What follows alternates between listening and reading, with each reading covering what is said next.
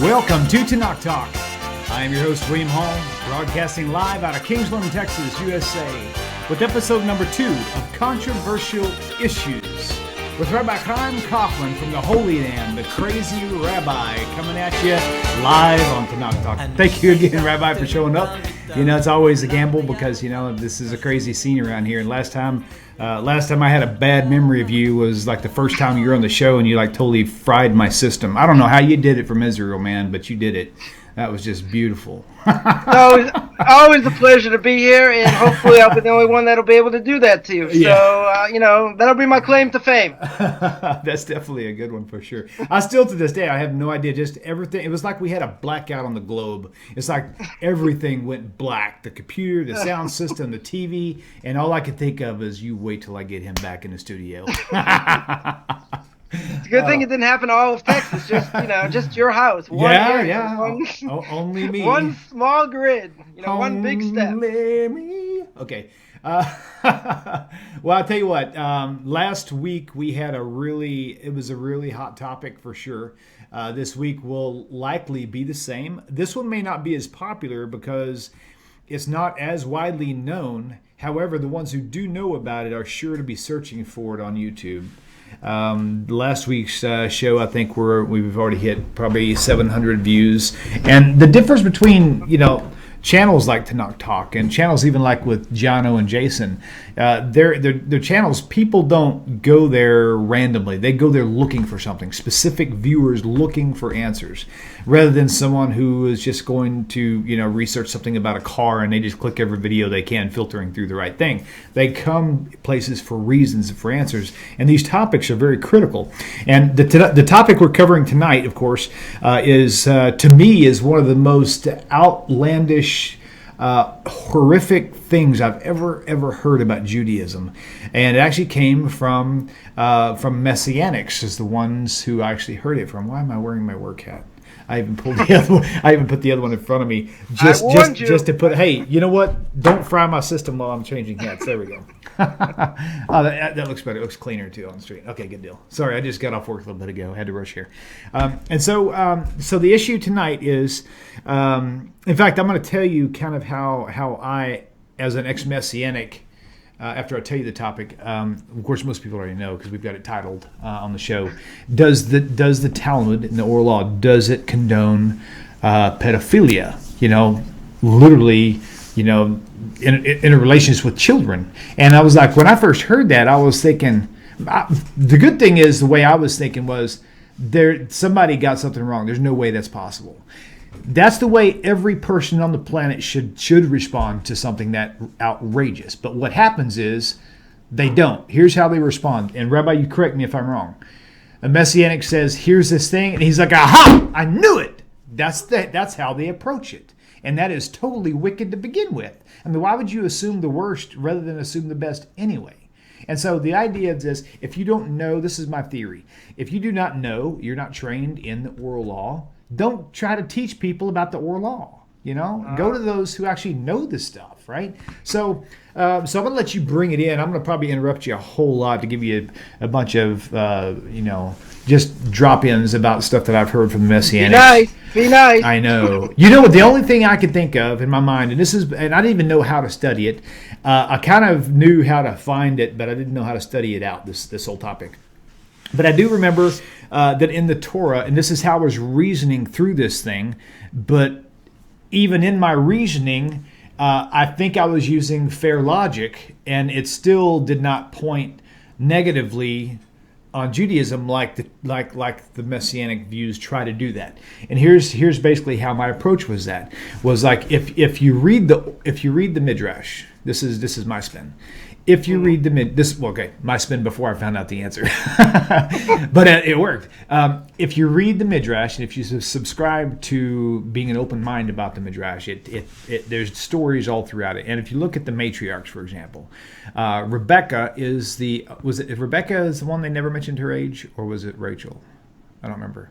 One of the Rebecca, she was known to be 3 when he got married. Okay, so it was Rebecca. But she married Yitzchak. But the thing is that they never mentioned in the Torah, they never mentioned how old she was. It's never mentioned in reference, period. And for me, I was thinking, well, if she was 3 when that extraction took place, I can see why Hashem wouldn't have put that in there, because all these idiots out there saying, well, it's just wrong, 3 years old.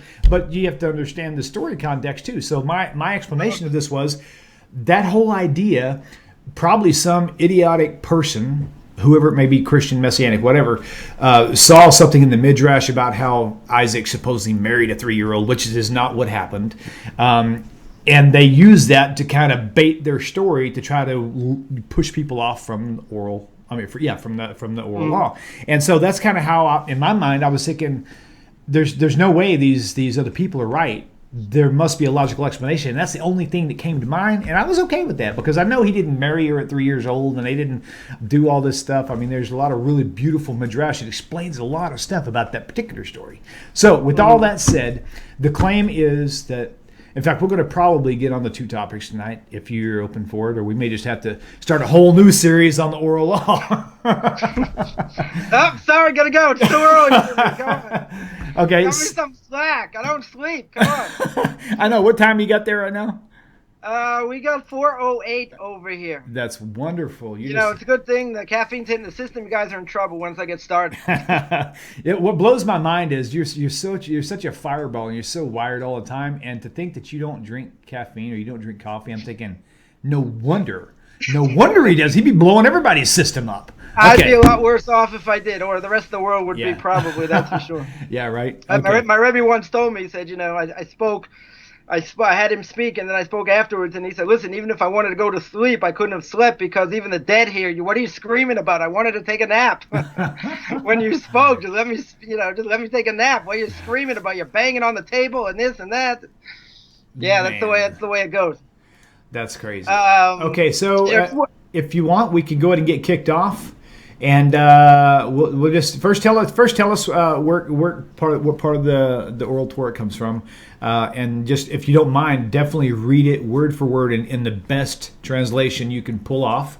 But then I want you to play 2 sides here. If you don't mind, I would like for you to play the Messianic side also. Act like you're the twisted Messianic who's very anti-Semitic, whatever the case may be, and how you would twist it. But then tell us how it's supposed to be interpreted. And that's the end of the day. That's all that's important, is what is the proper translation? That's what we want to know. All right, good. First thing I just want to mention, just by way of introduction, is everything that we look at and that we're going to learn has to be looked at in context. But right, exactly. So you got to explain that story too. I saw a lot of things, written over the last few days, and people claiming, all kinds of things, but they're saying, yes, it's context, but, but. That is just too funny. I'll tell you the following story. When I first learned how to learn, so within, there is Talmudic logic. I mean, you do need to basically learn from somebody. Otherwise, you could certainly, make these mistakes. When the Talmud was translated, the first translation, of Talmud was the Sonsino translation, and many people say that the Aramaic was actually easier than going through the English. Like, the English was like totally incomprehensible. Art Scroll came out years later, which made it, a lot more understandable. But at the same time, if you don't understand the context and you don't understand what's going on, then yeah, of course, you look at these statements, and these statements, there are plenty of statements that make non-Jews look bad, certainly, and what we think about them, etc. The whole slew, the whole list. And I was like looking at this like, wow, these are good questions. All right, we got an image problem. What are we going to do? But, one thing I want to keep in mind, and, everyone should keep in mind, is the fact that why is it, and this can be about any topic, we'll get to oral law in a second, okay, but about any topic, why do people feel they have the right to speak about something that they absolutely know nothing about? Right. That's the first thing. Someone who's got a kindergarten education, right? A kindergarten Jewish education. And they're going to claim, oh, this is terrible. This is racist. This is sodomy. How could they, the Talmud, the great Talmud, the rabbis, and how could they say such a thing? Well, let me ask you, can you read Hebrew? No. Can you read Aramaic? No.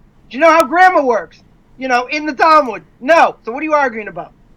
If you don't know any of these things, what gives you the right to say anything? So people will say, oh, that's a cop-out. Look, it says it in black and white. Good. We're going to see what it says. We're going to see what it says in black and white. But keep in mind, when I first started learning how to learn, and there were certain grammatical things that you had to know while analyzing the text. So I'll give one example. The word in, aleph, yud, nun, usually means either yes or it means there is not. Ein lo means there is not. Right? I'm glad, people should understand a little bit about a grammar. So I remember asking, when I was learning, well, how do you know what it means, when it's there? So the answer I got, which no one ever wants to hear, is it's context. I'm like, what do you mean it's context? It's context, and it means every time you come up against this, look at the sentence and see what it says. So after you've done it like 5 times, 10 times, 100 times, you're going to know it means this in context.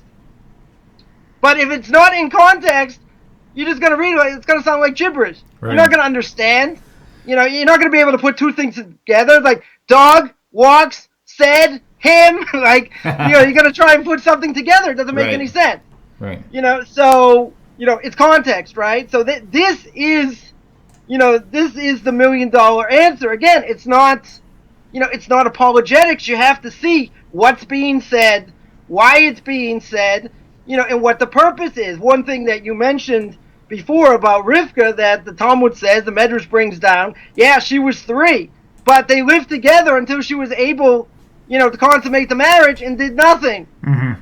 Right? So, also you could say the Talmud brings down that there were women who were able to give birth at the age of 6 and 7. Way back when. So obviously things have changed, right? A woman's system has changed over the millennia. So that might not be so popular either, but if you want to go in context and you say, oh, how could it be a 3-year-old girl, and she loses her virginity, and how could they allow that and whatever? Couldn't she have given birth? Couldn't she have given birth at the age of 6? When you talk about Rivka at the age of 3, if you go back to the original context, and she fills up all the water to give to the camels, how strong she must have been? Mm-hmm. They didn't have an open faucet, at least not that I know of, in that period of time. So she had to go to the well, bring up the water, bring up all the water, and feed these hungry camels. You know how much a camel drinks? Either she was on steroids or she was like Wonder Woman or something, right? Because that doesn't make any sense. Now, oral tradition in general, and you're right, this is a much, much, much bigger topic, but, just to make it, relatively simple, oral tradition was a running commentary that was given at the same time the Torah was given. And the reason it was given, because a lot of things in the Torah don't make any sense rationally, without explaining what it is. Like, if you want to, the Torah says you have to sit in a sukkah, on sukkahs, but it doesn't tell you what the dimensions are, how many walls, right? It says that you should bring a nice smelling fruit on sukkahs. No one ever said it's a lemon on steroids, right? If you're going to say an etrog, right? An etrog is like a lemon on steroids. How would I have figured out that, without an oral tradition? Same thing by Shabbos. If you don't get the laws of Shabbos right, so the Torah says you get the death penalty, right? The worst death penalty if there was a temple that existed in Jerusalem. So I say, hey, what about picking up sticks? Hey, you didn't tell me about that. That's it. Right. You would never know. There are 39 categories. Only 3 are mentioned directly in the Torah. So the Mishnah that Rabbi Yehuda Chassid, Rabbi Judah the Prince, organized is a commentary on the Torah. Now, the Gemara is a commentary on the Mishnah.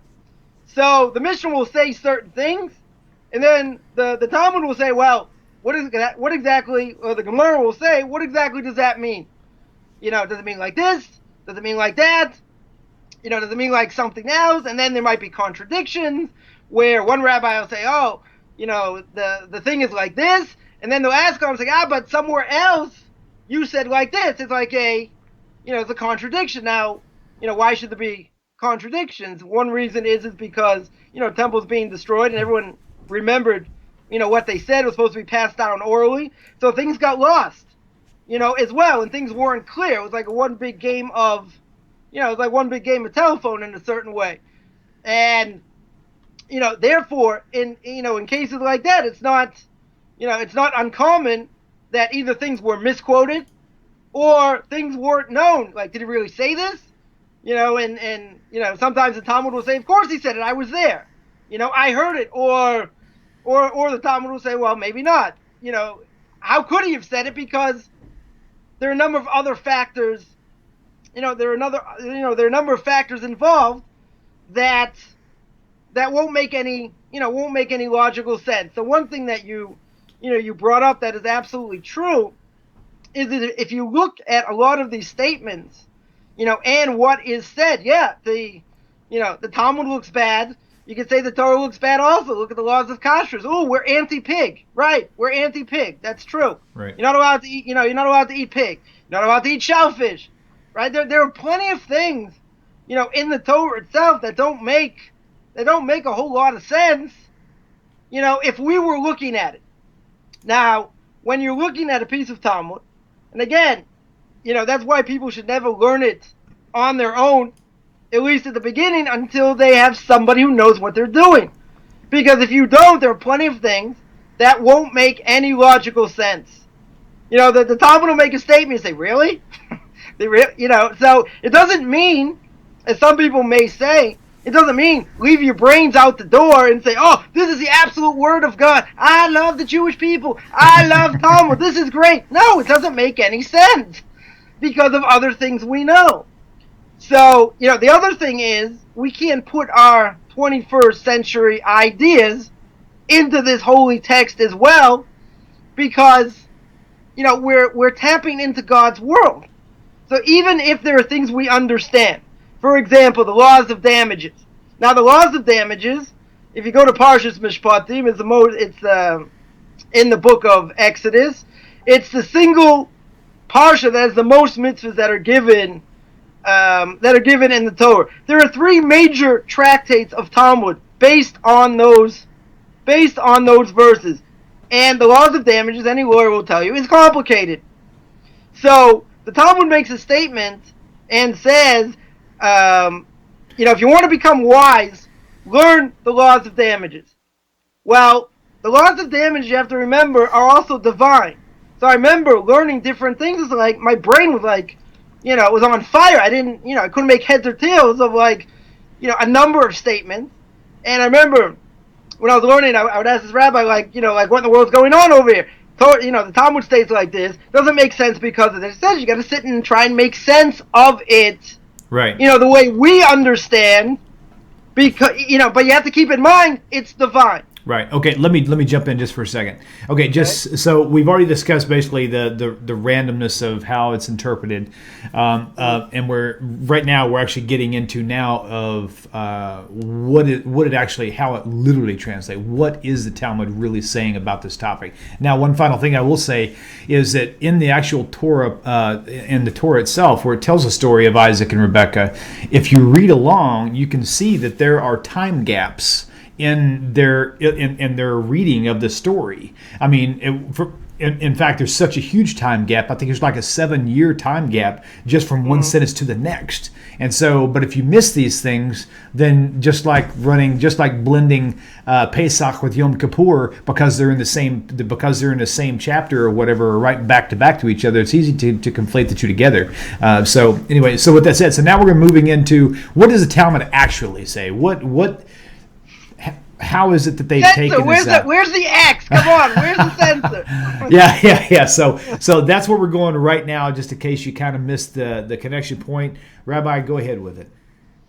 All right, there are 2 places, more than 2 places, where the Talmud says the following.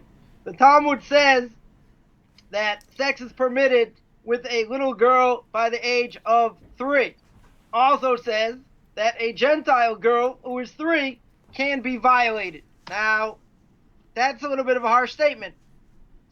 That, what are you going to do with the, with the 3-year-old? There is an epidemic that, certainly going on in probably all parts of the world. I mean, which is absolutely tragic, which is pedophilia. No one's going to say in any way, shape, or form, that is permitted. But over here, context is crucial. What is the context over here? The context over there is talking about a marriage document, right? A ketubah, right? Anytime a Jew gets married, so a man and woman underneath the canopy, and there is a document that is given that a husband is obligated to his wife.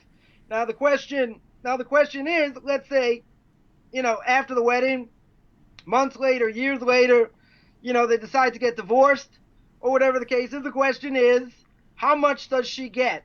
Right? What the husband has to give her a certain amount, as it's written in the ketubah. Exactly how much that is worth today is a good question, but he has to support her. He has to give her something. So the question is, what is she going to be worth? So it'll depend on a number of things. It's talking about, so this case is talking about a dowry. So when you're talking about someone who's 3, now, before I even get to that, we'll mention one thing. The Talmud, in all these cases, now it's brought up a number of cases all over, in these type of things, that the Talmud says, okay, a 3-year-old girl isn't considered like having relations, not considered like having relations. There are a number of things in context that it deals with, but the point is, it doesn't say, let's take our 3-year-old girls and let's set them up in this case. Mm-hmm. Right? Let's set up a brothel for 3-year-olds. Boy, that would go well. I mean, Saudi Arabia might go well. Other places it might go well, but, this is a divine text over here, so, how could you say that? So the answer is, in all these cases, it says, this case happened. Past tense. Right. Okay. It doesn't say, let's turn her into a slut. Let's make her a prostitute. It doesn't say that. Right. It says, this case happened. What are the ramifications? Can she be married to a Kohen later? When it comes to, let's say, someone losing their virginity, we're talking about breaking the hymen on the wedding night. So there'll be occasions when that's already been broken. Now, if she's less than 3, let's say, and that happened, and it could happen not necessarily because of relations. It could happen because she fell. Mm-hmm. It could happen because any number of cases where she lost her virginity, but it doesn't mean necessarily that she acted in this way. But you're going to say, but this is what the Talmud says. She acted in this way. Fine, we're not going to skirt the issue. What it means is it happened. Mm-hmm. Past tense. This thing happened to her. It happened to her. Not that she was like standing by the way, dressed up in a certain way as any 3-year-old can. Go back to what happened to John Bennett Ramsey 20 years ago. And she got, she was 7, 8 or something, and finally came out what happened to her. But, and she was violated. She didn't advocate it. So in this context, she wasn't the protagonist. It happened to her. Now, the question is, if it happened to her in that context, now what are the repercussions? Is she considered still a virgin or not? What is it referring to? A, dowry, A, and B, who can she marry afterwards? Right? If she's considered a virgin in such a case, then can she marry a Kohen? Or is she considered, in general, is she considered a virgin or not? Because a virgin's going to get more money, right? If, God forbid, there's a divorce or not. In this case, you have one of the participants isn't fully active. Mm-hmm. So this isn't about allowance for an adult male. This is about protection for a female. 100%. And not only is it protection, but again, this is not advocating anything. Right. This is a question. Had it happened Now, what is the result? here's Is it, if someone would act in such a way, right? Would that be called child abuse? 100%. Mm-hmm. The Rambam, Maimonides, the Shulchan Aruch, right? The codification of Jewish law, Rav Yosef Karo, equivalently says that's forbidden. Mm-hmm. They're not allowed to do it. Thank you. Say, why is the thank you. So thank why you. is the Talmud bring it up? Right. Because there was a certain case that happened, and Right. there were ramifications. There are consequences. Not But that I'm advocating it. But I'm throwing this in there because of what you said earlier.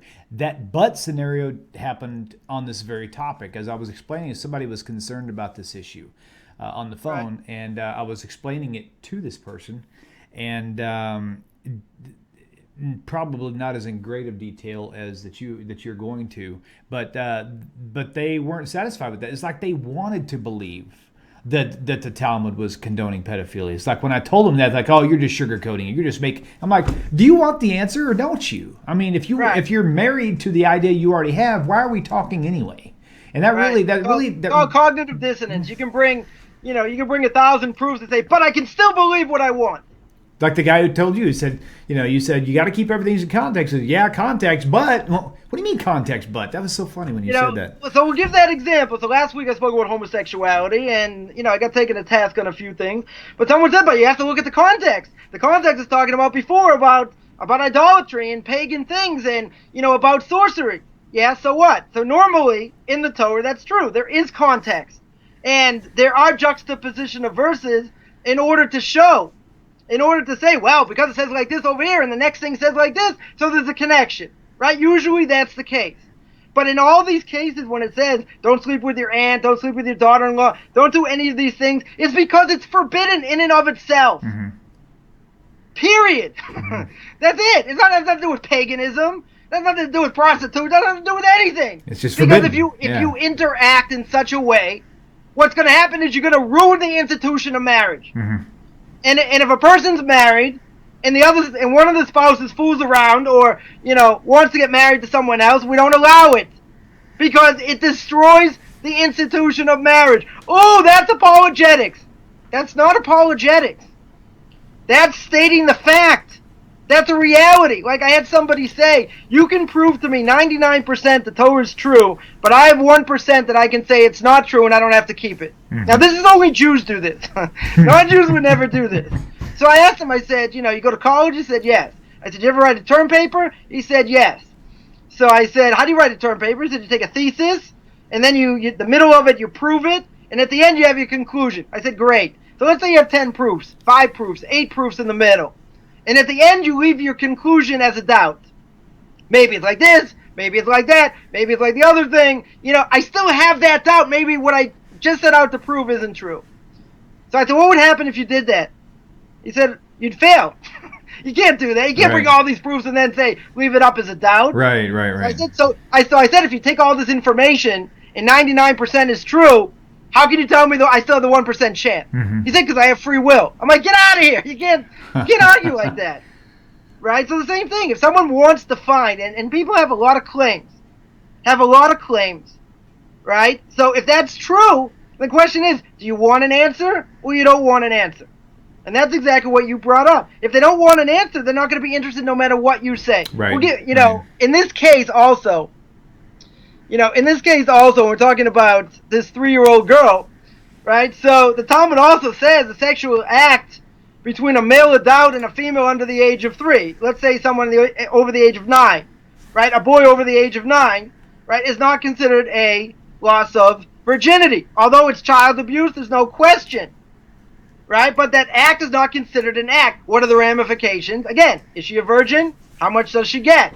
Mm-hmm. How much will she get for how much will she get for this dowry? The Talmud is not saying that we're permitting such behavior. Now think logically. And this is where most people go off the deep end. Let's think logically. When a person gets married, before they get married and they date, in the Orthodox Jewish world, you're not allowed to touch. You don't touch at all. Right? Mm-hmm. So there is the Torah says, or the Talmud brings out, you're not allowed to have sex outside of marriage. Mm-hmm.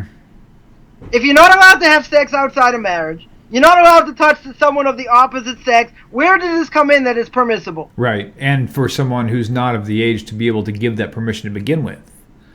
So Right. it's like if that's the case, let's say hypothetical, same thing. Hypothetically, well, those laws you just mentioned are not hypothetical. Those are concrete. Let's say hypothetically, some idiot decided he wanted to marry a 3-year-old. Who in their right mind is going to permit it to begin with? It ain't going to happen. You know, and Right. if it's an observant Jew, he's never going to do something like that. So Right. if this so was then for that comes the question: punishment why? for him, Why does the Talmud say it? That's a legitimate question. We're not saying that these questions are not legitimate. right, They're absolutely legitimate. But the question is, where do you get off? And this is more annoying than anything else, where people talk outside their elbow and don't have any idea what in the world they're talking about. Sure. You know, if someone ever comes to you and says, gee, how could they take an 8-day-old baby and circumcise him? You know, isn't that barbaric? So you know what the answer is? No, barbarians don't do it. That's what you know. That's funny. Permit it? That's a great answer to that. God, I've never heard it before. You're thinking in God's mind. You Yeah, that's understand how God runs the world. Do me a favor. Go back to the little hole that you crawled in and stay there. Right. We're not interested in your opinion because, you know, if I were to tell someone, give an example, one example. If I were to tell somebody, you know, someone who's in the financial business, and he runs a hedge fund, millions of dollars. I say, listen, I got this stock I want you to invest in. He said, I want you to take $10 million and invest it. So, oh, really? Why? I said, well, it begins with the letter C. And therefore, my name begins with the letter C. Chaim begins with the letter C. So since it begins with the letter C, I think you should take $10 million and invest it. They're going to look at you like you have a hole in the head. Right. Like, what are you kidding me? $10 million because it begins with the name of C? Like, come on. So why in the world, you know, should we take any of these claims, you know, really serious when they have no idea what they're talking about? Yes, we have to answer what it means. But we're going to see in context. You know, in context, in this case, sex outside of marriage is forbidden. Right. The Rambam brings it in a number of places. Shulchan Aruch says it's forbidden. Again, it's a case of child abuse. No one's arguing that. Right. But the Talmud is only discussing ex post facto. It happened. What would happen in such a case? The Talmud brings up all kinds of cases that seem like way out. Right. You know, that don't seem like they're logical cases that could actually happen. But they're brought up, for different reasons. You know, another, you know, as we mentioned, the Talmud also says that, you know, a 3-year-old can't be violated. Right? So the Talmud learns here that at the age of 3, a girl is capable of participating in a sexual act. Now you'll say that's insane. So in today's generation, you're right. It's 100% insane. It wouldn't make any sense. Back in the day where women could give birth at the age of 6, you're going to tell me, oh, that never happened. I don't know. They're telling you that it did. Right? You know, Sarah had the ability to give birth at the age of 6. So, you know, it did exist. So you can say things have changed. But what are you going to do? Argue on sources? That makes more sense. That makes less sense. But let's put these two sources together.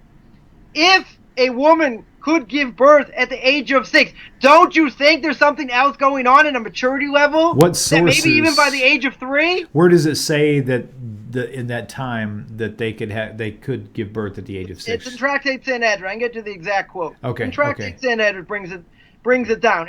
But no one argues on that. But again, like you said, this isn't to condone that behavior. It's saying this happened. It's not to condone it. It's saying there's a reality. Yeah. There was a reality that women could give birth at the age of 6. Got it. Now what someone's going to do with that is they'll pick and choose. Right. And they'll say, yeah, that might have been true. But who says you're allowed to do this? Right. Who says that's child abuse? And a woman who gives birth at 6, that's, you know, that makes more sense. But in again, a certain way, but there was a reality. But you again, cannot argue with that reality. I'm just saying, if you put both of these things together, we're getting a bigger picture. Don't narrow it in one way and say, this is what it is, and now I'm going to pick and choose. Can't do that. Right. Context has to involve more relative information, not less. So if something's relative to the topic, you can't block that out to develop context. You have Right. to add it in Right. to gather the context. In So this case, just to make the point clear, it says a girl is capable of participating. Doesn't say permissible. right, got it.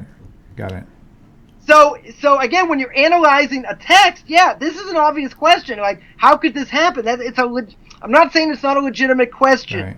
It's an absolute legitimate question, but you have to see what it's talking about, and what exactly the context is. But no one's saying. Right. Let me throw this in there. Let me throw this in there because everybody in the viewing audience right now will know that what I'm fixing to tell you is a fact. I mean, you just know it because biology teaches this. Okay, 13-year-olds, 12, 13-year-old girls are prepared to have children. That's when they start their period, their menstrual cycle, but it's not permissible. Same context. So I'm just trying to throw that out there because if it's true that back then it was 6 and we're thinking, no way, it's impossible. Well, now we have the same scenario where one age you're able to have children, but the parents like, hell no, you ain't having no child. That's not permissible. So keep that in mind. Yes, it has. 12-year-old girl giving birth. Absolutely. So the reality of it is, even though it's hard to wrap your mind around, doesn't mean it's impossible. And so and again, following through with the context of what Rabbi is saying is the deeper context is to protect the girl. It's not to give permission to some idiot out there. It's specifically for protection of the child. Right. So let's look at another. We'll look at another text here, which people totally taken out of context. The text is from Tractate Moed Katan 17a, which normally speaks about the laws of the intermediate days of a holiday, Passover, of Sukkot. Talks about mourning, the laws of mourning customs. Says the following: if a person's attempted to do evil, he should go to a city where he's not known. Right. He should dress in black clothes. He should cover his head in black. Do what his heart desires, so that God's name will not be desecrated. The very first time I had that presented to me, again, was by a Messianic. And they said, well, the Talmud is evil. It says, first he mentioned the one about pedophilia. And he said, then it says that, you can even sin if you want to, as long as you go somewhere else to do it. That gives you permission to sin as long as you wanted to, but you just can't do it at home. And I'm like, are you kidding? Do you really believe what you're telling me?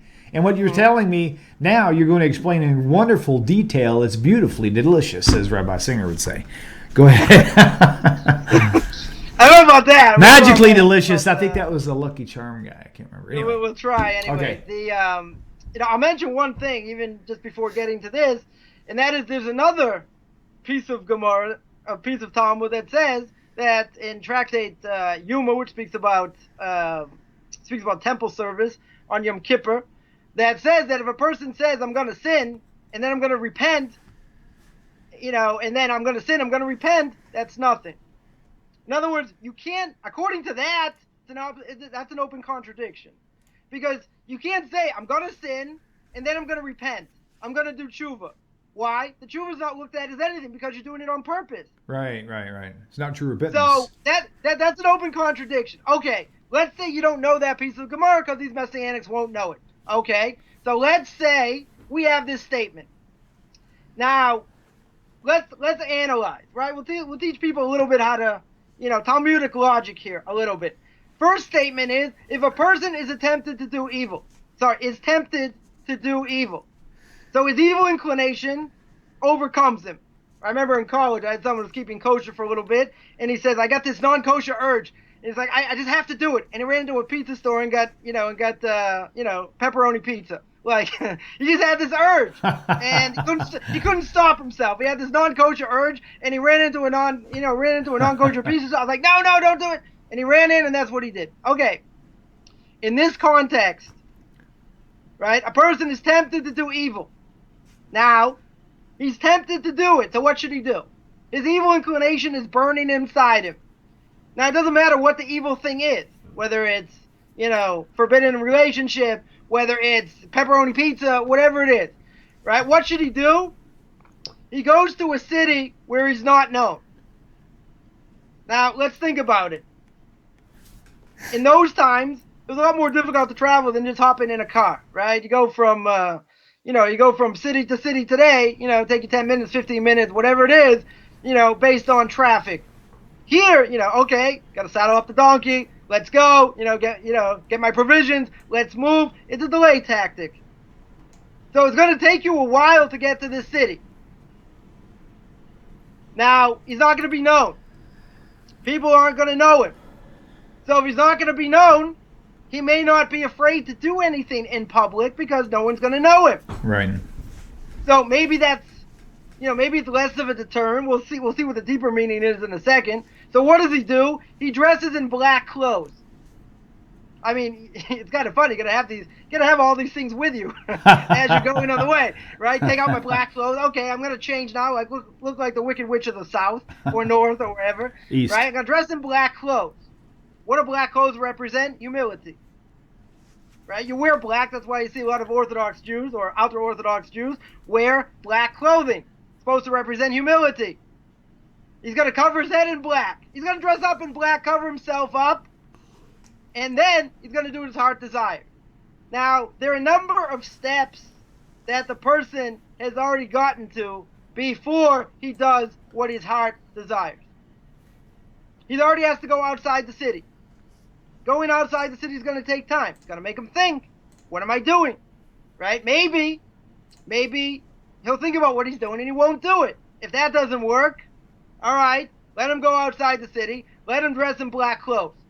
Black clothes will remind him of humility. Right? He'll remember what his purpose in the world is. And then, and only then, if that's the case, then the Talmud says, let him do what his heart desires. Now, that statement makes absolutely no sense. Because nowhere in the Torah does it say, I'm going to let you do whatever the heck you want. Right? Do what your heart desires. In the deeper, scheme of things is if he's going to a place where nobody knows him, right? And he's dressing up in black. What is he saying? What he's saying in essence is, I can hide from man. No one's going to know who I am. And what he's saying is that my evil inclination is so strong that I knock God totally out of the picture. Right? You hear what we're getting at? In other words, a person who sins in public, that means he's got no shame. That's why a Jew that desecrates the Sabbath, for instance, right, desecrates the Sabbath in public, he doesn't care. If he desecrates the Sabbath in public, then there are certain repercussions. Right? In many ways, he's got the status of a non-Jew. Right? You don't listen to it. You can't make a blessing, or you don't answer amen to his blessing. If he touches your wine, it's got spiritual cooties. You can't drink it if it hasn't been cooked. There are a number of ramifications. But if he's in public, regardless of people know him or not, isn't going to make him think a little bit. He's not going to be embarrassed. But the thing is, he goes to where someone doesn't know him. If he goes to where someone doesn't know him, he's much less likely, in certain ways doesn't care about God. His evil inclination has him by the throat. Because if he's hiding in his bedroom or he's hiding in his house, no one else can see what he does. God says, but I can see what you do, so you're still going to be liable. You can't hide. Right? So there's also the word over here when it says do what his heart desires. The word is chafetz. It means that's how they translate it, to do what his heart desires. But one of the commentaries says they didn't use the word choshek. It means someone's really into darkness, right? Someone he sees, he's got a picture in his eye, he's got an image in his mind that says, pepperoni pizza. I gotta act on it. And he runs. Runs to the closest pizza store in order to act on it. Person has a desire to do something. It may be strong, it may be weak, right? But he's got this desire. It's not the same thing. I mean, it could be, but it doesn't have to be the same thing as something that's so burning inside that if he doesn't do it, he's going to die. Right. So therefore, in this context, it says, So do it in that place so God's name won't be desecrated because nobody knows him. He's in hiding. He's hiding himself from God. If he did it in public, right, that's much worse. If a Jew, God forbid, desecrates God's name in public, the punishment is severe, right? He has to suffer in this world. He has to go through Yom Kippur, and he has to die. That's the worst transgression a person can do. So the Talmud's telling you, yeah, if he does it in hiding, so to speak, he doesn't desecrate God's name. Doesn't mean it's a good thing to do. No. Doesn't say it's a good thing to do. I mean, the Talmud brings down a similar case that says that, you know, if your evil inclination overcomes you, first thing you do is say the Shema. Right? Because you're going to take on the yoke of heaven. You're going to take on the yoke of mitzvahs. That should deter you. If that doesn't work, run to the base medrash. Run to a place of Torah, to a synagogue and go learn. That'll ease the desire. If that doesn't work, think about the day of death. Think about the day of your death. Right? You're going to do that on the day of your death? So the commentary is asked, why don't you just say the third thing first? You know, if your evil inclination overcomes you, think about the day when you're going to die. Why bring it up? Say the Shema, go to a synagogue, right? So these things are a deterrent before you have to think about something morbid, right? About the day of your death. You don't necessarily want to think of the day of your death. You want to, be in a good mood, so to speak. But if a person's got a burning desire, we're not advocating, okay, got a burning desire, go do whatever you want. These things, all these things that we're talking about are an absolute deterrent, to stop you, in the process, right? You get, the Talmud here is telling you very good psychological advice, right? The person's not directly told, oh, you can't do it, right? Because the person's certainly not gonna listen if he's steeped in desire or whatever the case is. You're gonna say, don't do it. He's gonna say, bye, like that's it. Of course he's gonna do it. He's not gonna listen. But, if the person is delayed, if he's delayed, and then he has to go to a city where he's not known, and the trip is going to cool him off, and then he's going to dress humbly, all these things he's going to remember. It should be a reminder to him. Right? So then, rather than saying carte blanche that it's permissible to sin, the Talmud is telling you, is giving him indirect rebuke. You know what? To prevent the person from actually doing it. You know what it kind of reminds me of is in the Torah when it talks about the laws of going to war and taking captives. Right. Where Hashem has said that if you want to take a captive, you can, but you can't have her right away. You've got to let her sit and let her hair and her nails grow for 30 days. You can't let her bathe. Right. And it's like, so it almost looks like he's giving them permission, but he's really not. He's trying to throw something out there that will actually cause them to have such a long time between point A and point B that they have time to reconsider and choose against it, And so I think it's a cool thing. I think it's good management. but the Talmud, there, or actually the Torah itself is really speaking about, is going against the person's evil inclination. Like, if this happens, okay. Yeah. So what are you going to do? You're going to shave her head. Right. You're going to cut her nails off. Shave her head. You're going to make her dress drabbily. All these things in order to stop you. If it doesn't work, okay. Fine. It does. If it doesn't work, okay, then you be allowed to not. We're not saying, well, this you're allowed to do, and it's a blanket. It's a blanket statement. Right. Again, you make the very strong point that we could say all these things, and people say it's still apologetics. Okay, so don't listen. Bring up your dirty laundry list and say So you say that the Talmud is anti-pig, is anti-non-Jew, is anti, is pro, is pro pedophilia, and all these things. Yeah, that very well could be, but obviously if you're looking at it as superficial. A superficial value, you're missing, you're missing the point. That is why, again, oral tradition, is going to be a much bigger topic. But somebody cannot learn this stuff themselves. Right. At a certain point, once you've learned for a while, it's always better to learn with someone else. But once the person learned for a while, they can learn on their own, even though it's not the best case scenario. But right. they certainly can do so. Certainly not at the beginning. There's no question, and not only that, a non-Jew coming in without proper preparation, and kind of like trying to learn calculus without algebra, it's just not going to go. In most it's not going to make any. A lot of things are not going to make any logical sense. I'm saying, even with that being said, there are things that you're gonna scratch your head a little bit and say, like, what is trying to teach me here? What is really the point? And the point is not to say, oh, the Talmud is bad and the Talmud is anti and the Talmud is this, that, and the other thing. Let's think what it means. Let's delve into it more and understand what the proper context is. Because if you don't, you'll make the mistake, and it's a very good excuse to say I don't have to do anything, and that it's a whole crock. Like people will say, Jews will say, where was God during the Holocaust? Right? Mm-hmm. They say, well, I got a great book. It's called Hasidic Tales of the Holocaust. It speaks about a lot of great people that etc. You want to learn it? It's like, no, I don't want to learn it. It's just a good question I ask rabbis, makes them fidget. I was like, are you interested in absolute truth? No, but because this doesn't have an answer, and it's not logical, and you can't give me a logical answer, that means I don't have to do anything. That means I'm exempt. So again, does a non-Jew have to learn Talmud? Absolutely not. Does they have to become a Jew? Absolutely not. But again, it doesn't mean you throw your brains out the window and say, well, it must be like this, it must be like that, and etc. You have to understand, where things come from, and get someone to teach you.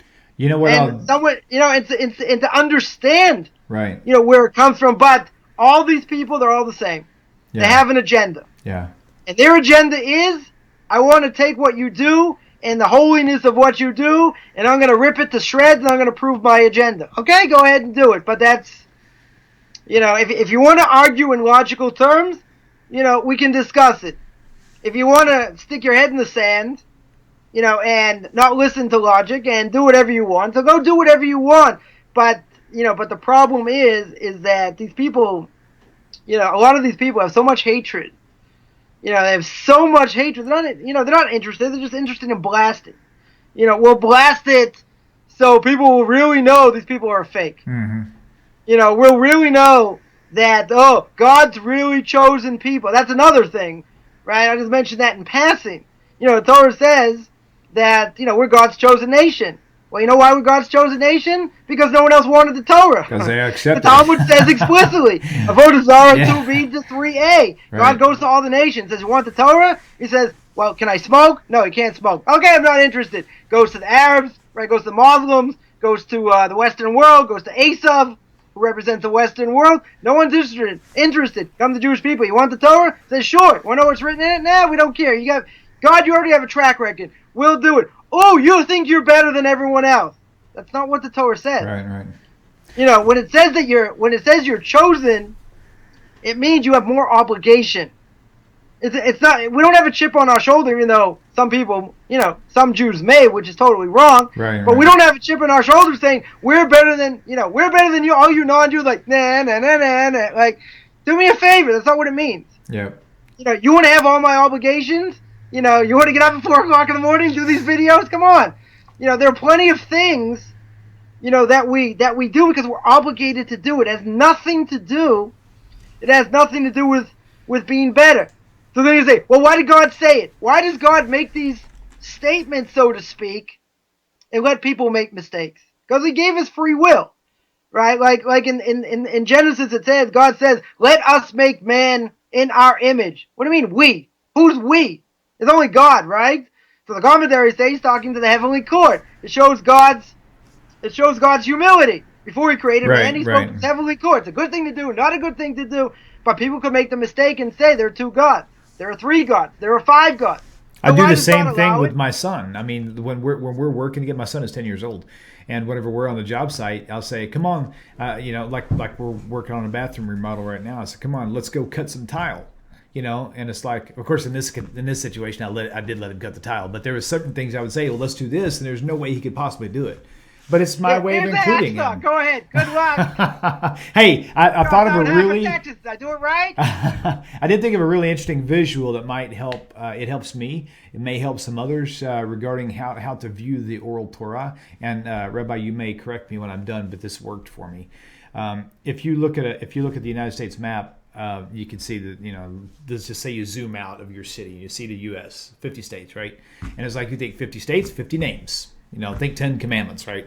Or 613 laws, right? So you see these 613 states, and it's like, that looks good. Well, then you zoom in closer. You don't move them and change them. You zoom in. You draw closer in, and all of a sudden you see this one state has got like 50 more names, or 150 or 200 more names added to it. Like, wait a minute, they added to this map. They didn't add to it. They were already there. You just zoomed in and saw it closer, right? Right. So that's the same exact thing with the Noahide laws. You say, oh, there are only 7 laws. So right. Very There's 60 or so. There are plenty of things to know about being, right. A Noahide that most people have no idea about. Right. But so the closer you zoom in, the more you expose things. And to give you an idea too, like I think in 2002 here in the United States, they added just in 1 year alone, they added actually, it might have been 2 or 3 years period, but they had 20,000 laws to whatever the proper terminology for all this stuff is. They added that many laws, but they weren't different laws. They were zoomed in versions of what already existed to further describe or to further declare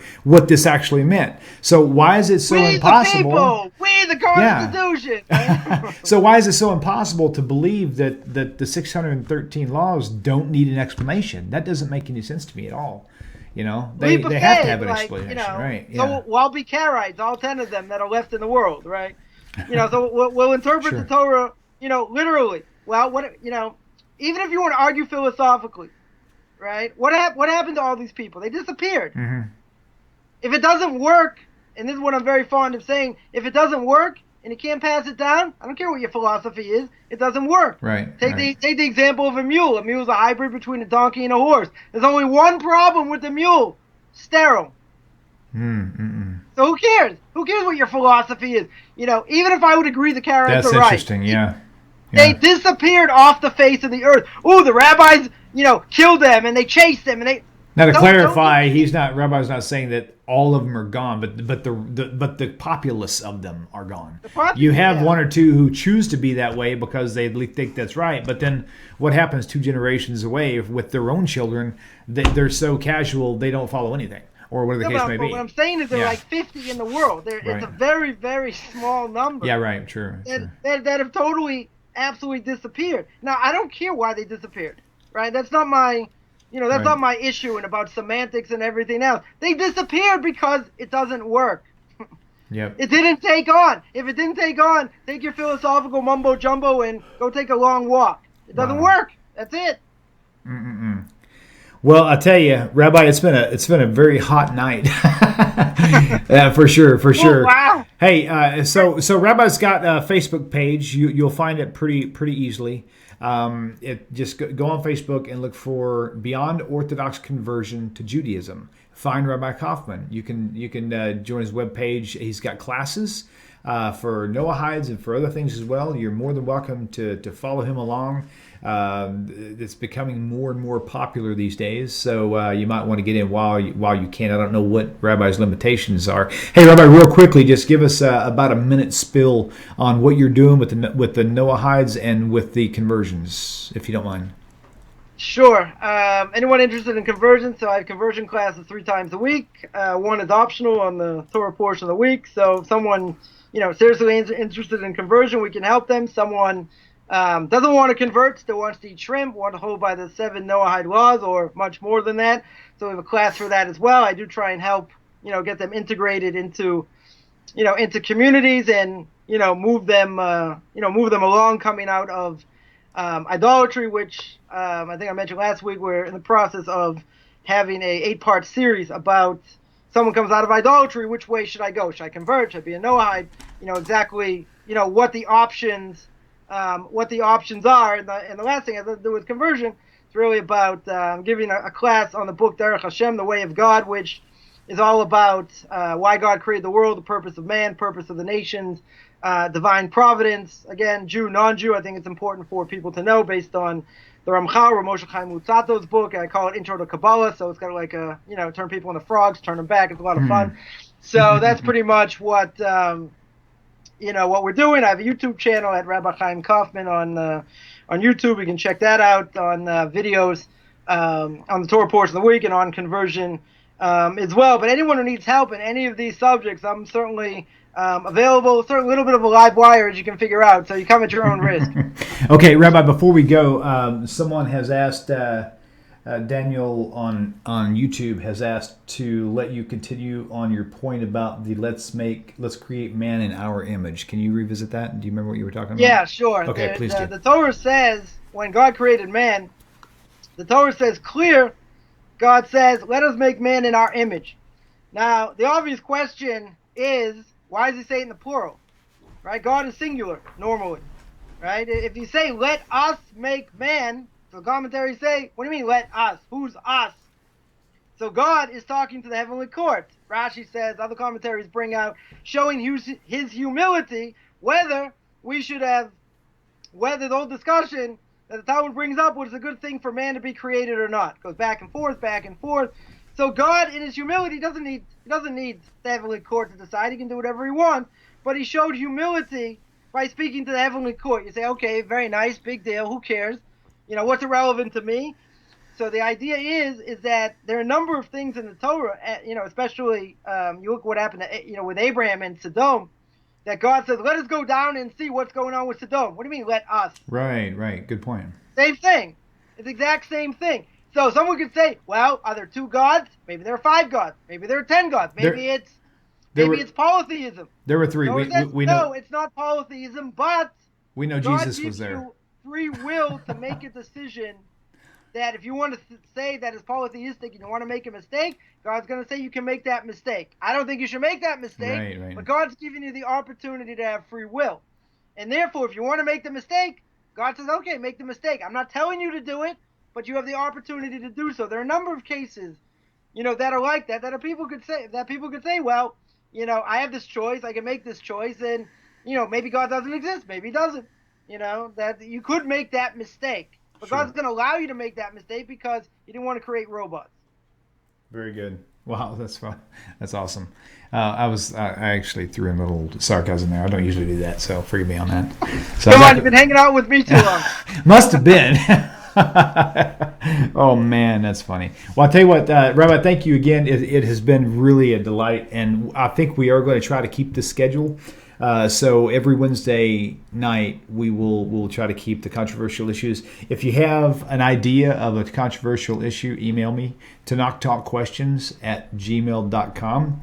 That doesn't mean we're going to, just because you send me one, doesn't mean we're going to pick it. I mean, a controversial, should I wear blue or black is not what we're looking for, right? Or should I eat pepperoni or ham? That's not the point. So send me lots of emails with controversial topics, and Rabbi and I will go through them. We'll pick one of those, and whoever gets picked, you get one of William's free hats. This dirty hat, you don't want it, trust me. I'm jealous. That's the way it goes. Oh, that's funny. I will tell you this. I have an idea we could do, though, now that you're talking about giveaways. And by the way, we've had a few people who have dropped a few donations in. And also, when I get donations, too, I use that money to, I have a bunch of Chumashim, the Chumash, the first 5 books of the Torah with the Hebrew and English. I think I've got about 25 left. And random times, I give one of them away, and I pay the shipping on it myself, so it's usually around $7. Like today, I shipped out 2 of them. First 2 I'd shipped out probably in about 3 months, 2 months maybe.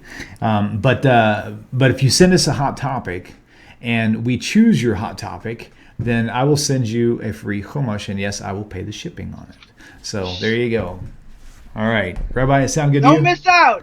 Don't miss out. Now, it has to be something that you sent us. I mean, because lately we've been getting these ideas spurred off from different conversations Rabbi and I have been having with other people. And shout out to April Neforis, who is our YouTube moderator for tonight and for a lot of our shows. She was one who helped me plug tonight's topic. So good job. If you don't know about April and her group, Leaving Christianity and Finding the Truth in Torah Judaism, go check it out. It's pretty awesome. So Rabbi, it's been a great night. I can't wait to see you again next week. It's too much daylight, too much time in between shows. How long has it been since you've been in a broadcast? It's been what, 6 months? 7 like months? Since Sukkot, I think. Yeah, we got to cut that out. That's awful. That's awful. We got to get you back in here more often. Okay. Gotta wear one of your hats, then you remember me. Hey, my wife thinks that we should get some hats made with the Tav on it, or just Tanakh Talk or something to, just to give out random gifts to people. Get a button. If you love Tanakh Talk, button. Oh my gosh, the one thing I would never wear is a button. Get a bumper sticker. Come on, I love Tanakh Talk. That's funny. Okay, well, shalom, everybody. It's been a great pleasure seeing you all. Thanks for tuning in. Be sure to share this video. Once it's up, it'll be available probably in about 45 minutes. Sometimes, depending on the internet speed, it may take up to 2 or 3 hours for it to buffer. So just sit tight. For sure, it'll be ready by morning. Feel free to share the video with people that you know, and let them know we'll be covering more controversial issues here every single week. Same time, same place, hopefully with the same rabbi. Shalom, everyone. I hope so. Yeah. All three of us together. Yeah, absolutely. Shalom, and love you, Rabbi. Thank you, man. You're just an awesome dude. Really appreciate all that you're doing. Awesome. Thanks so much. Very good. Thanks. Bye-bye.